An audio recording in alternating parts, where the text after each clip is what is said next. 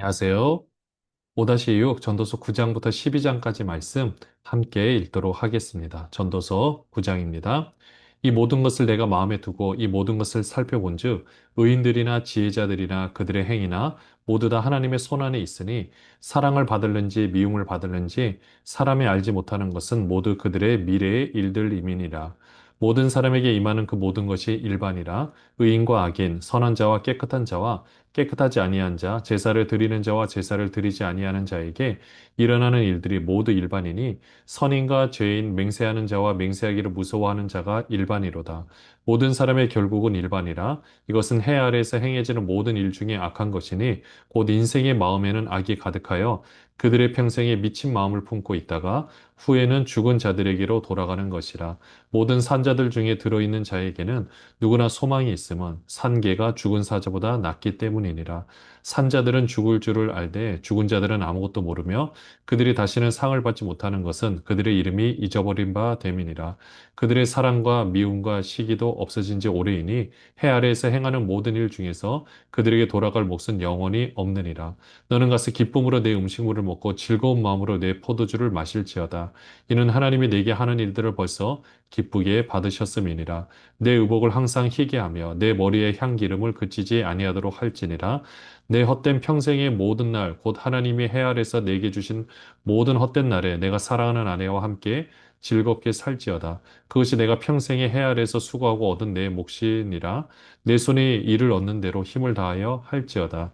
내가 장차 들어갈 소홀에는 일도 없고 계획도 없고 지식도 없고 지혜도 없음이니라.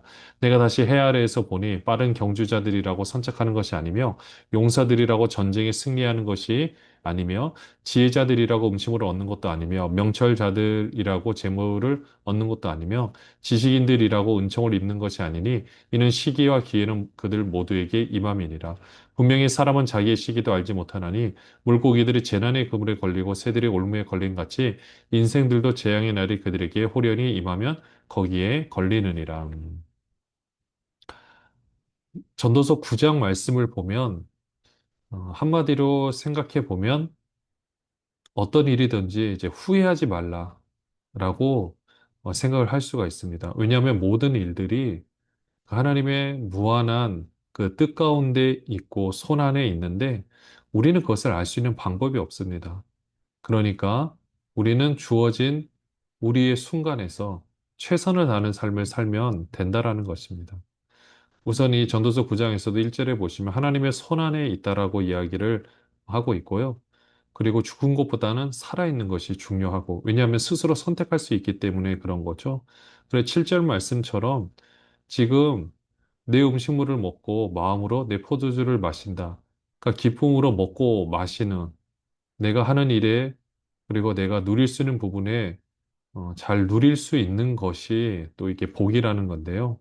9절에서도 보면은 내 사랑하는 아내와 함께 즐겁게 살고 또 이것이 내가 받을 몫이기 때문에 열심히 최선을 다해서 일을 하고 어, 맡은 것을 잘 감당하면 되는 것입니다. 왜 그러느냐? 11절에 보니까요. 실력이 다 있다고 해서 모든 일들이 다 이루어지는 것은 아니라는 거죠. 그러니까 열심히 하지 말라는 것이 아니라 이렇게 내가 그때 그것을 못했기 때문에 내가 이것을 못한 것은 아닌가? 이런 거에 대해서 어떻게 보면은 후회하지 말라라는 거죠. 그러니까 주어진 것에 그것을 누리면서 내가 할 수 있는 일에 최선을 다하는 모습이 필요합니다. 13절부터 보시면은요, 내가 또 해 아래에서 지혜를 보고 내가 크게 여긴 것이 이러하니 곧 작고 인구가 많지 아니한 어떤 성읍에 큰 왕이 와서 그것을 에워싸고 큰 흉벽을 쌓고 치고자 할 때에 그 성읍 가운데 가난한 지혜자가 있어서 그의 지혜로 그 성읍을 건진 그것이라. 그러나 그 가난한 자를 기억하는 사람이 없었도다. 그러므로 내가 이르기를 지혜가 힘보다 나으나 가난한 자의 지혜가 멸시를 받고 그의 말들을 사람들이 듣지 아니한다 하였노라. 조용히 들리는 지혜자들의 말들이 우매한 자들을 다스리는 자의 호령보다 나으니라. 지혜가 무기보다 나으니라. 그러나 죄인 한 사람이 많은 선을 무너지게 하느니라. 어떤 성읍이 이제 점령을 당하기 일보 직전에 한 지혜자로 말미암아 그것을 이제 극복하게 되었고, 그렇게 하면은 모든 사람들이 그 지혜자를 칭찬할 줄 알았는데 또 기억하는 사람이 없다라는 거죠. 그러니까 지혜자가 인정받지 못할 때도 분명히 있다라는 겁니다. 근데 지혜는 정말로 중요하다라는 거죠. 그러니까 이 말씀을 또 종합을 해보면은 내가 지혜롭게 행하는 것이 누군가에게 인정을 받고 그렇게 하는 것이 아니라 그냥 내가 삶을 잘 사는 겁니다. 그냥 그것으로 또 그렇게 하면서 남에게 도움을 주고 그냥 그렇게 살아가는 그것을 하나님은 다 보고 계시니까 그렇게 살아가는 삶의 태도가 중요하다는 것을 알려주고 있습니다. 전도서 10장입니다. 죽은 파래들이 향기름을 악취게 나게 만드는 것 같이 적은 우매가 지혜와 존귀를 난처하게 만드느니라. 지혜자의 마음은 오른쪽에 있고 우매자의 마음은 왼쪽에 있느니라. 우매한 자는 길을 갈 때에도 지혜가 부족하여 각 사람에게 자기가 우매함을 말하느니라. 주권자가 내게 분을 일으키거든 너는 내 자리를 떠나지 말라. 공손함이 큰 허물을 용서받게 하느니라. 내가 해 아래에서 한 가지 재난을 보았노니 곧 주권자에게서 나오는 허물이라. 우매한 자가 크게 높은 지위들을 얻고 부자들이 낮은 지위에 앉는도다. 또 내가 보았나니 종들은 말을 타고 고관들은 종들처럼 땅에 걸어 다니는도다. 함정을 파는 자는 거기에 빠질 것이요 담을 허는 자는 뱀에게 물리리라. 돌들을 떠내는 자는 그로 말미암아 상할 것이요 나무들을 쪼개는 자는 그로 말미암아 위험을 당하리라. 철 연장이 무디어졌는데도 나를 갈지 아니하면 힘이 더 드느니라. 오직 지혜는 성공하기에 유익하니라. 주술을 베풀기 전에 뱀에게 물렸으면 술객은 소용이 없느니라. 지혜자의 입의 말들은 은혜로우나 우매자의 입술들은 자기를 삼키나니 그의 입의 말들의 시작은 우매요 그의 입의 결말들은 심히 미친 것이니라. 우매한 자는 말을 많이 하거니와 사람은 장래를 알지 못하나니 나중에 일어날 일을 누가 그에게 알리리요. 우매한 자들의 수고는 자신을 피곤하게 할 뿐이라. 그들은 성읍에 들어갈 줄도 알지 못함이니라. 왕은 어리고 대신들도 아침부터 잔치하는 나라여 내게 화가 있도다. 왕은 귀족들의 아들이여 대신들은 취하지 아니하고 기력을 보호하려고 정한 때에 먹는 나라여 내게 복이 있도다. 게으른즉 석가래가 내려앉고 손을 놓은즉 집이 새느니라. 잔치는 희락을 위하여 베푸는 것이요 포도주는 생명을 기쁘게 하는 것이나 돈은 범사에 이용되느니라. 심중에라도 왕을 저주하지 말며 침실에서라도 부자를 저주하지 말라. 공중의 새가 그 소리를 전하고 날짐승이 그 일을 전파할 것임이니라. 이 왕 앞에서 어떻게 행동을 해야 되는가? 또 권세자 앞에서 어떻게 행동을 해야 되는가? 우선 4절에 한번 보시면은요. 주권자가 내게 분을 일으키거든 너는 내 자리를 떠나지 말라. 공사람의 큰 허물을 용서받게 하느니라. 삶의 태도가 되게 중요한 것을 알려주고 있습니다. 그리고 또 20절에도 보시면은요. 심중이라도 왕을 저주하지 말고 침실에서라도 부자를 저주하지 말라. 험담을 하지 말라라는 거죠. 이렇게 삶의 태도 가운데 그래도 공손하게 행동을 하고 또 험담을 하지 않는 것만으로도 굉장히 그 삶 가운데서 좋은 요인으로 작용되는 경우가 많습니다. 네, 결국 여기도 보면은 우리의 입술, 마음. 왜냐하면 험담은 결국 마음에서 시작이 되는 거죠. 그러니까 우리 상황에 대해서 어떤 마음을 내가 가지는가, 상대방에 대해서 어떤 마음을 가지는가. 상대방의 행동이 내 생각과 다르다라고 해서 틀렸다라고 가정할 것이 아니라 정말 그 상황에 대해서 나는 어떻게 판단하고 생각하는지 내 자신을 좀 돌아볼 수 있으면 좋겠습니다. 전도서 11장입니다. 너는 내 떡을 물 위에 던져라. 여러 날 후에 도로 찾으리라.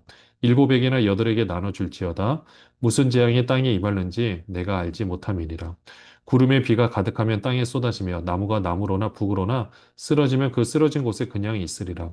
풍세를 살펴보는 자는 파종하지 못할 것이요. 구름만 바라보는 자는 거두지 못하리라.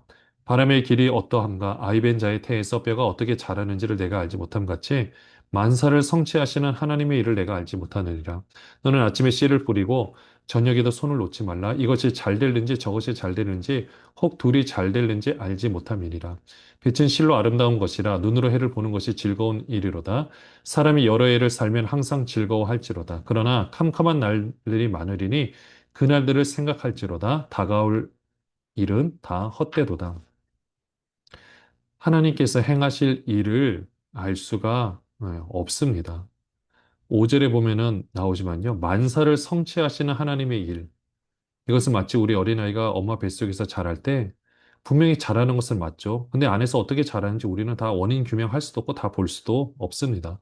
물론 지금이야 우리가 뭐 초음파로도 보고 이 과정들을 보겠지만은 예전에는 볼 수가 없었잖아요.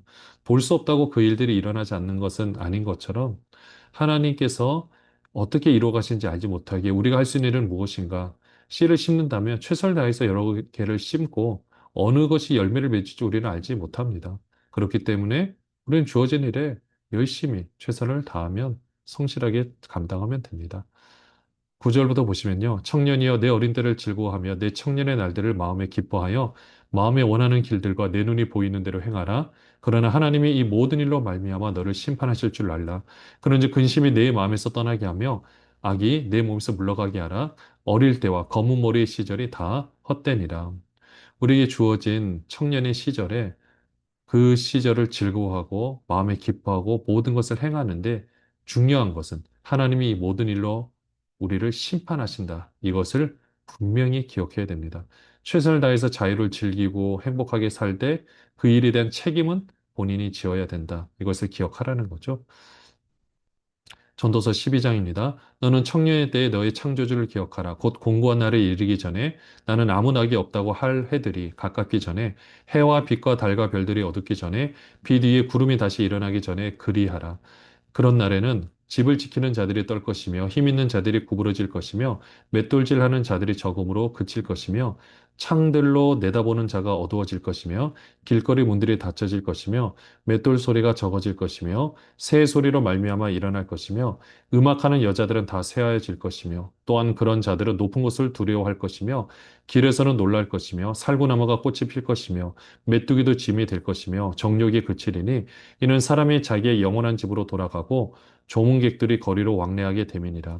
은줄이 풀리고 금그릇이 깨지고 항아리가 샘 곁에서 깨지고 바퀴가 우물 위에서 깨지고 흙은 여전히 땅으로 돌아가고 영은 그것을 주신 하나님께로 돌아가기 전에 기억하라. 전도자가 이르되 헛되고 헛되도다 모든 것이 헛되도다. 이 전도서 12장 말씀은 이제 청년에 대해 창조주를 기억하라라고 되어 있는데요. 그 2절부터 나오는 이 모습이 결국 어떤 것을 의미하고 있냐면, 이제 노년의 시절에, 뭐 해와 빛과 달과 별이 어둡기 전에 눈이 어두워지는 것을 말하고 있죠. 또, 뭐 그런 날에는 집을 지키는 자들이 떨 것이고, 힘 있는 자들이 구부러질 것이고, 허리가 꼿꼿이 펴있다가 구부러지고, 맷돌질하는 자들, 이를 얘기하고 있겠죠. 이도 빠지게 되고, 맷돌질해서 음식을 잘 소화시켜야 되는데 그 능력이 현저히 떨어지고, 새소리를 말미암아 일어나고 이제 잠이 적어지는 것을 말하고 있죠. 그러니까 이런 모든 모습들 우리의 육신의 생명에 닿는 그때 결국은 6절에 보시면 은줄이 풀리고 금그릇이 깨지고 항아리가 생겨서 깨지고 우리의 이 겉에 있는 육체가 이제 깨져서 안에 있는 영혼이 분리되어지는 그 모습을 표현을 하고 있습니다. 이때 우리의 영혼이 돌아가기 전에 누구를 기억하라? 창조주를 기억하라는 거죠. 9절부터 보시면은요, 전도자는 지혜자에 있어 여전히 백성에게 지식을 가르쳤고, 또 깊이 생각하고 연구하여 잠언을 많이 지었으며, 전도자는 힘써 아름다운 말들을 구하였나니, 진리의 말씀들을 정직하게 기록하였느니라. 지혜자들의 말씀들은 찌르는 채찍들 같고, 회중의 스승들의 말씀들은 잘 박힌 목 같으니, 다 한 목자가 주신 바이니라. 내 아들아, 또 이것들로부터 경계를 받으라. 많은 책들을 짓는 것은 끝이 없고, 많이 공부하는 것은 몸을 피곤하게 하느니라. 일의 결국을 다 들었으니 하나님을 경외하고 그의 명령들을 지킬지어다. 이것이 모든 사람의 본분이니라. 하나님은 모든 행위와 모든 은밀한 일을 선악간에 심판하시리라. 결국 13절이 주제 말씀이죠. 하나님을 경외하고 그의 명령들을 지킬지어다. 이것이 모든 사람의 본분이다. 많은 것들을 공부하고 배우는 것 정말로 중요합니다. 근데 그 모든 기결점이 하나님을 경외하고 또 사람들에게 도움을 주는 삶을 살아야 되는 거죠.